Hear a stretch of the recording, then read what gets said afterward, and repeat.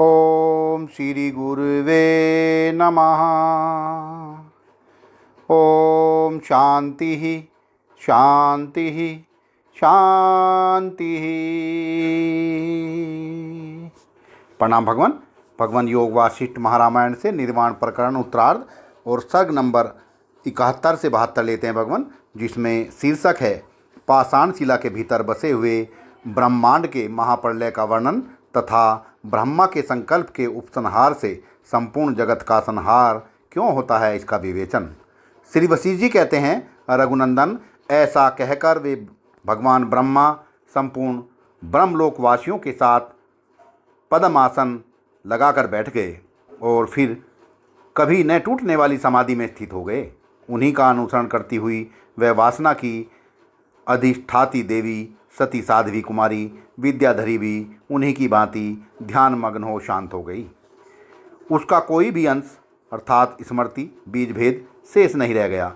वह आकाश रूपिणी अर्थात शून्य स्वभावा हो गई।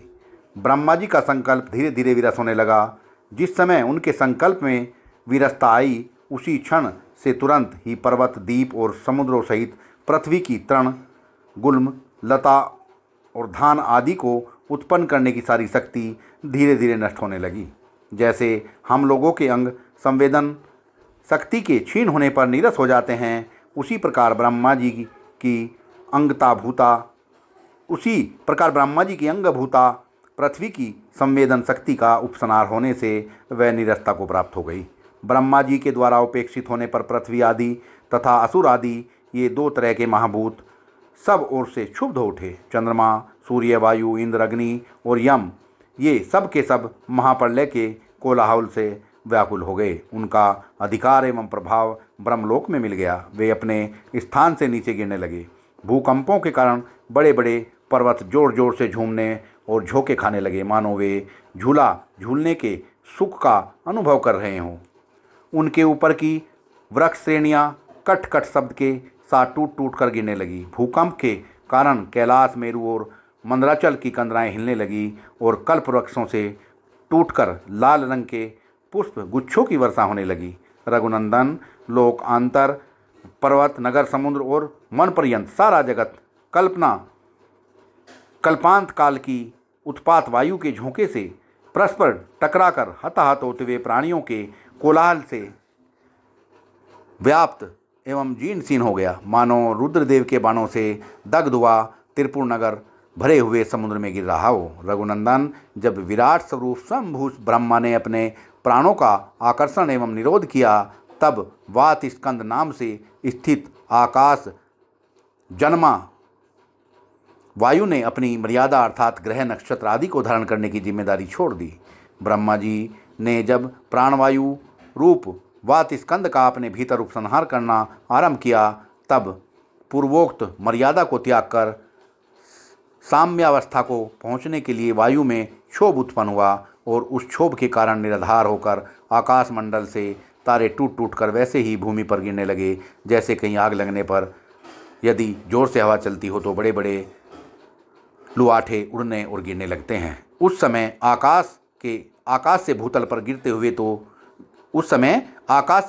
गिरते हुए तारे वृक्ष से झड़ते हुए फूलों के समान जान पड़ते थे। ब्रह्मा जी का संकल्प रूप ईंधन जब प्रलयोन्मुख हो गया, तब जैसी जलती हुई लपटें बुझ जाती हैं, वैसे ही सिद्धों की गतियाँ भी शांत हो गई। अपनी शक्ति का नाश हो जाने पर प्रलय वायु के वेग से पतली रुई के समान आकाश में उड़ते और भटकते हुए सिद्ध समुदाय मूक होकर नीचे गिरने लगे। भूकंप से चंचल हुए देवगिरी, सुमेरु के शिखर इत्यादि देवताओं के नगरों तथा कल्प वृक्षों के समूहों सहित धड़ाधड़ धराशायी होने लगे।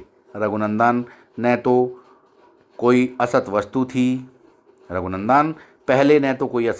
थी और न ही सत थी, किंतु सभी विकारों से रहित एकमात्र चिन्मय परमाकाश ही था, जो अकेला ही संपूर्ण दिशाओं में व्याप्त था। उसी परमाकाश ने अपने स्वरूप का परित्याग न करके निर्विकार रहते हुए ही अपनी आकाशता की अपने से भिन्न वस्तु के रूप में कल्पना की। उसे अपने से पृथक चैतन्य के रूप में जाना। चिद्रूप होने से वह चेतन कहा गया है। जैसे लोग संकल्प नगर को शून्य रूप होते हैं,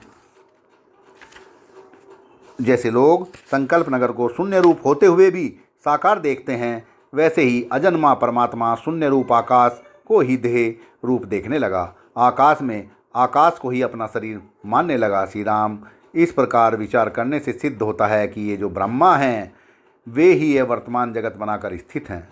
विराट ब्रह्मा का जो देह है वही यह जगत है।